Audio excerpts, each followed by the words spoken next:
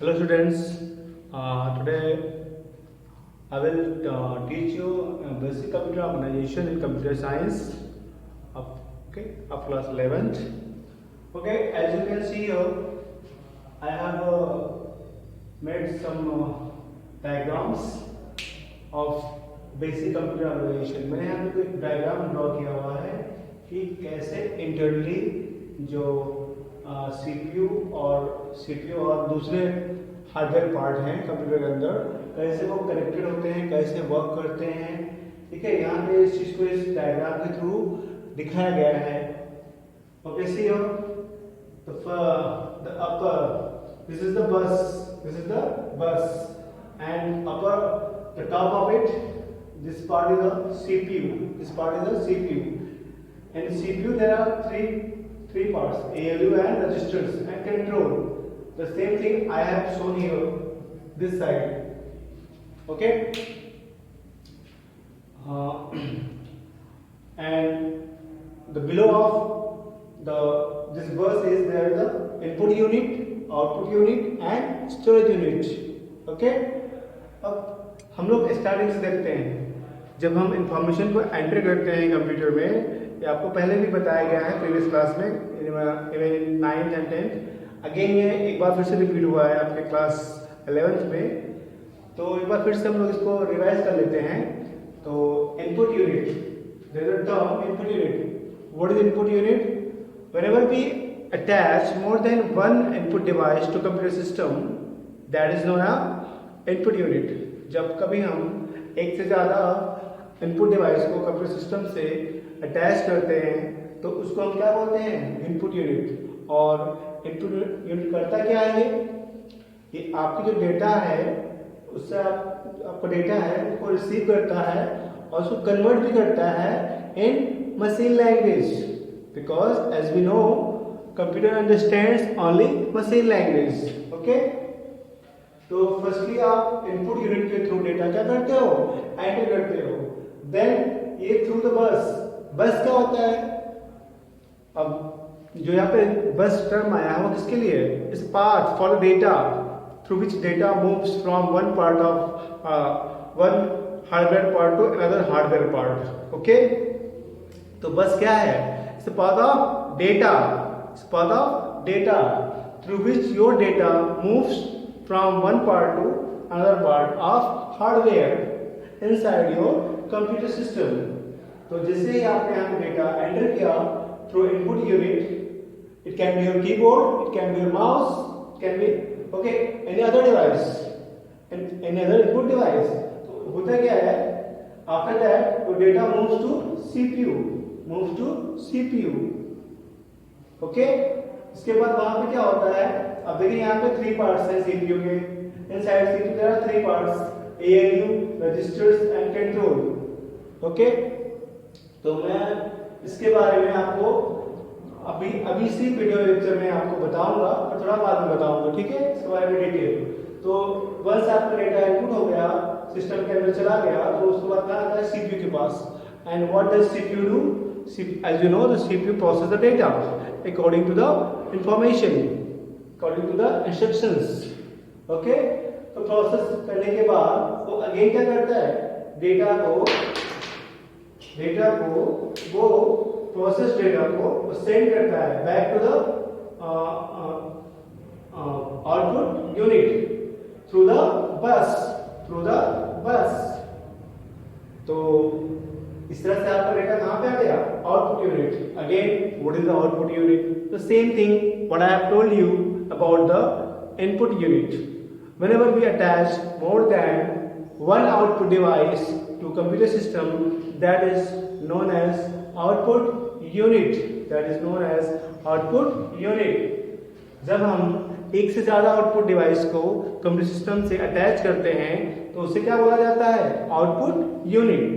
और आप बेहतर तरीके से जानते हैं कि आउटपुट जितने भी आपके आउटपुट डिवाइस है वो क्या करती हैं?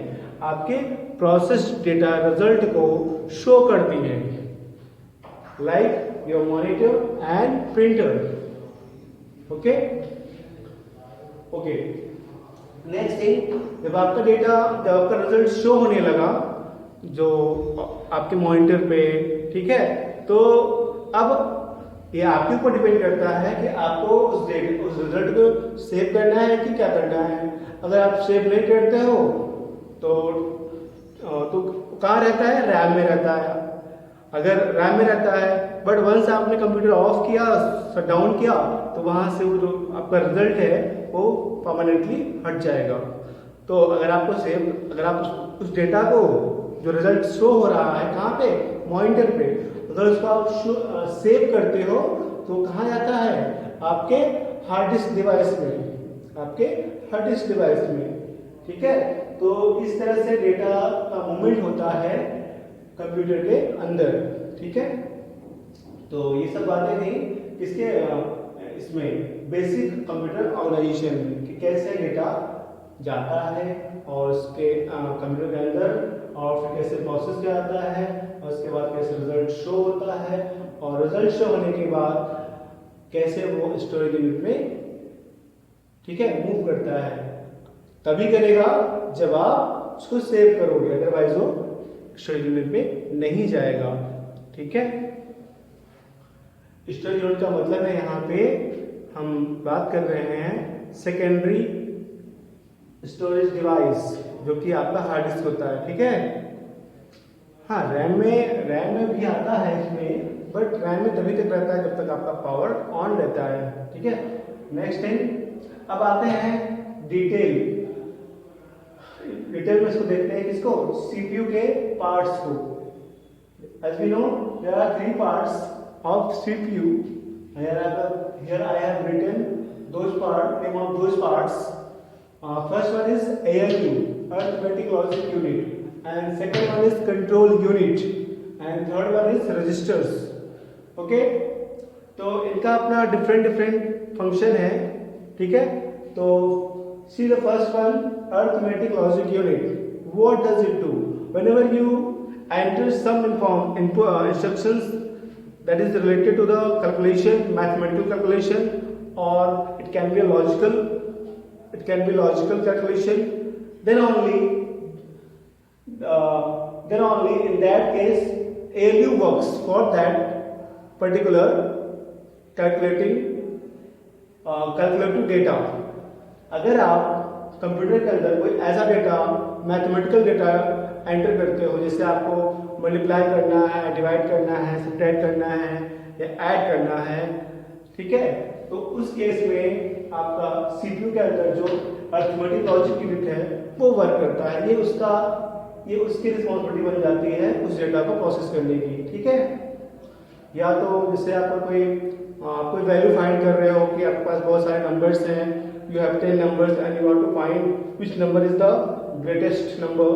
In that case you will apply logical operators, greater than, smaller than, equal to, okay, not equal to, like that. So in that case also the ALU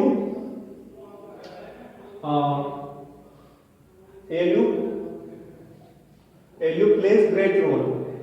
It means what?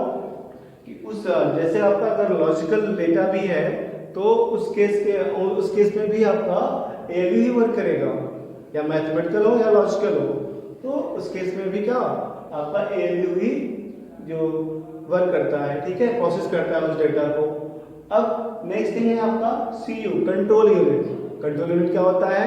अब इस चीज को थोड़ा सा हम लोग अच्छे समझते हैं, क्योंकि कंट्रोल यूनिट करता क्या है, जैसे आपका data movement from starting to ending जो होता है, जैसे डेटा ने एंटर किया और डेटा शो हुआ, रिजल्ट शो हुआ, प्रोसेस होने के बाद रिजल्ट शो हुआ, तो ठीक है, एक प्रॉपर सीक्वेंस चलता है सिस्टम के अंदर, एक प्रॉपर सीक्वेंस चलता है।